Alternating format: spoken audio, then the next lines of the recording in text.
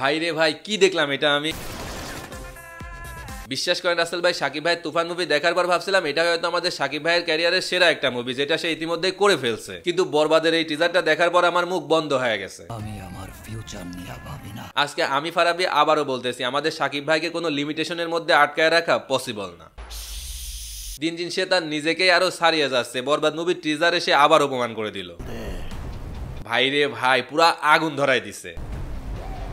এক একটা সিনের এক একটা লুক এক এক রকম, আর প্রতিটা সিনে তার এক্সপ্রেশন একেবারে পুরো গুজবাম দেওয়ার মতো। তো হ্যালো এভরিওয়ান, আসসালামু আলাইকুম, দিস ইজ ফারাবি। নাম তো শুনাই হোগা। দেখেন ভাই, আমার নাম শুনেন আর না শুনেন, শাকিব ভাইয়ের নামটা নিশ্চয়ই আপনাদের মাথায় একেবারে গেঁথে গেছে এই বরবাদ মুভির টিজারটা দেখার পর। আর গেঁথে যাওয়ার কথাও, কারণ পুরো টিজারটা শাকিব ভাই একাই গরম করে ফেলছে। তাকে যেভাবে প্রেজেন্ট করা হয়েছে এই মুভিতে, আমার মনে হয় না যে অন্য কোনো মুভিতে তাকে এইভাবে প্রেজেন্ট করা হয়েছে।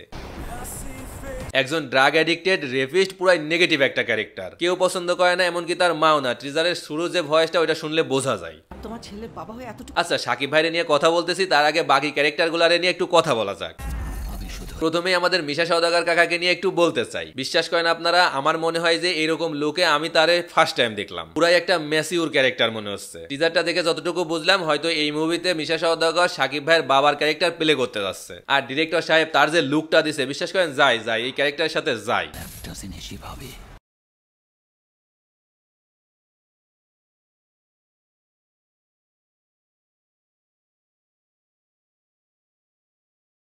আচ্ছা, এবার আসি আমাদের এই মুভির মেইন ভিলেন জিসু সেনগুপ্ত। তাতে করে মনে হচ্ছে এটা হয়তো কোনো ধর্ষকের তারে হয়তো দেখায়, আর এই 5 সেকেন্ডেই এই মুভিতে তার ক্যারেক্টার কি সেটা সে খুব ভালোভাবে বোঝায়। এখন আসি আমাদের এই কাছে একজন পড়ে আছে, আর সে যেভাবে কমার্শিয়াল মুভির লাকি লাগাই বলা হচ্ছে। আর বলা হবে না কেন বলেন, প্রথম মুভি প্রিয়তমা থেকে শুরু করে এরপরে খাদান, আর এখন আইসা বরবাদ, মোট 3টা মুভি করলো। প্রথম 2টা অলরেডি ব্লকবাস্টার, আর 3 নম্বরটা হলো বরবাদ। এটা কি হবে আপনাদের নিশ্চয়ই বলে দিতে হবে না। যাই হোক, ট্রিজারে তাকে যতটুকু দেখানো হয়েছে, তাতে করে মনে হচ্ছে এই মুভিতেও খুবই সাধারণ এবং সিম্পল ভাবে তাকে প্রেজেন্ট করা হয়েছে। যাকে পাওয়ার জন্য আমাদের শাকিব ভাই সবকিছু করতে পারে, সবার বিপরীতে যাইতে পারে। হ্যাঁ, এটাই আমাদের বরবাদ মুভির নায়িকা নিতু। অ্যান্ড ফাইনালি আমাদের শাকিব ভাই, তারে নিয়ে আমি কি বলবো, আপনারাই বলেন। তার কোন লুকটাতে সে আগুন ধরাই দেয় নাই? রক্তমাখা লুক থেকে শুরু করে নীল চোখের শাকিব ভাই, আর তার প্রতিটা লুকের যে চাউনি, দেখেই বোঝা যাচ্ছে এবার ঈদে সবকিছু বরবাদ করে দিবে। আর লাস্টের সিনটা, ভাইরে ভাই, পায়ে ট্যাটু, হাতে স্নাইপার, আর এই লুক, পুরাই গুজবাম দেওয়ার মতো একটা সিন। অনেকটা কেজিএফ চ্যাপ্টার 2 মুভির লাস্ট সিনের মতো, যেখানে রকি ভাইয়ের নায়িকাকে মেরে ফেলার জন্য সে একেবারে রক্তমাখা লুক নিয়ে চলে যায় এই মুভির মেইন ভিলেন মাস্টার মাইন্ডকে মারার জন্য। এখানেও আমার কাছে কেমন জানি সেটাই মনে হচ্ছে শাকিব ভাইয়ের লুক দেখে। মুখের এদিক ওদিক দিয়ে কাটা, মাথায় এক জায়গায় চুল নাই, আর একটা অ্যাগ্রেসিভ লুক নিয়ে কোথাও একটা যাচ্ছে। আই থিঙ্ক এটাই হবে ক্লাইম্যাক্সের একটা সিন। তবে হ্যাঁ, একটা জিনিস আমার কাছে একটু খারাপ লাগছে, সেটা হচ্ছে ব্যাকগ্রাউন্ড মিউজিক।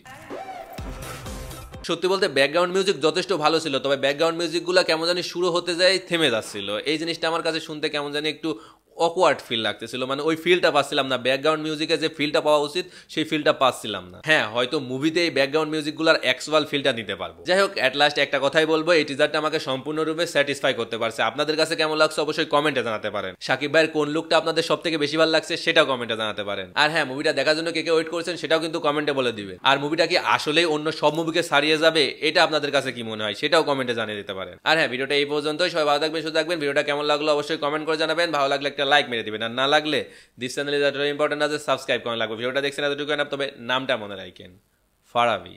আর হ্যাঁ, স্পন্সর কিংবা প্রমোশন যদি আমাকে দিয়ে করাতে চান তাহলে আমাকে মেল করতে পারেন, অথবা ইনস্টাগ্রামে নক দিতে পারেন। 2টার লিঙ্কই ডিসক্রিপশনে পেয়ে যাবেন।